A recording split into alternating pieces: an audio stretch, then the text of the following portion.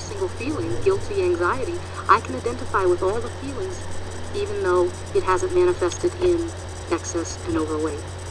Okay, how about just the whole class? I just want to hear, just have you all do the deprivation, just so you know what it feels like. So I'll just do the, even though I feel deeply deprived and I feel insatiable, I deeply and completely accept myself. Even though I feel deeply deprived and feel insatiable, I deeply and completely accept myself. Even though I feel deeply deprived, insatiable, I deeply and completely accept myself. Even though I feel deeply deprived and insatiable, I deeply and completely accept myself. And then we'll go here. I feel deprived inside. I feel deeply deprived. I feel deprived inside. I feel deeply deprived. I feel deeply deprived. Deeply deprived.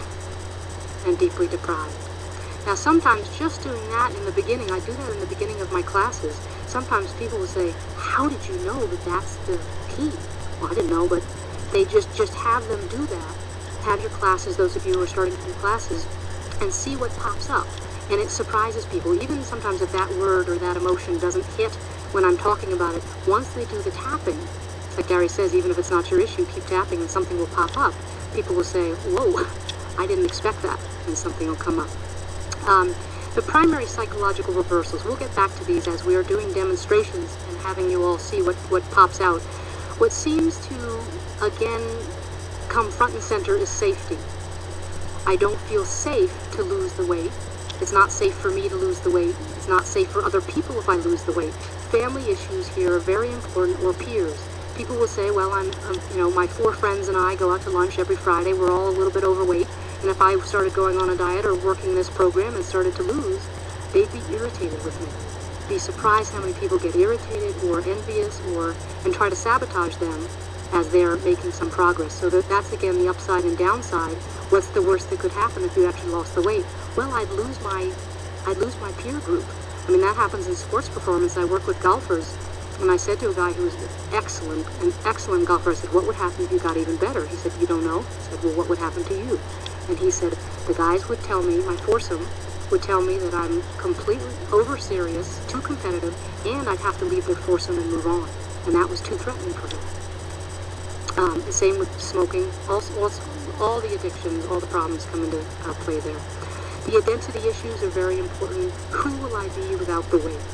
Who will I be if I'm not drinking 4 nights a week and the party girl and, the one at the loudest one and the exciting one, and who will I be if I'm not the cocaine player? And that's just very important to try to get to the bottom of also with your clients. What will happen if? How will I see myself? How will other people see me?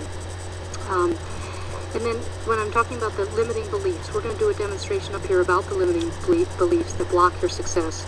And I always say to people, what is your theory? Again, kind of trying to keep myself out of it more and saying, well, what is your theory? Why are you overweight now? And they'll say, well, and also, why now are you coming to therapy? That's sort of a big therapist question that they always ask, why now?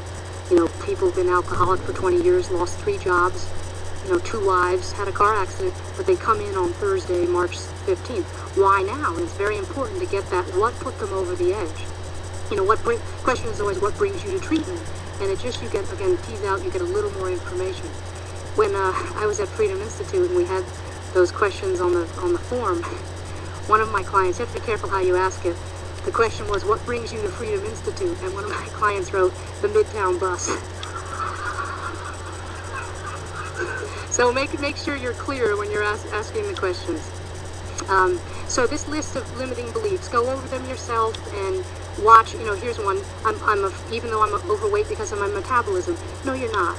You're not overweight because of your metabolism. So let's say you're 40 pounds overweight. Maybe metabolism accounts for a few pounds, but that's not what's going on. And that's a way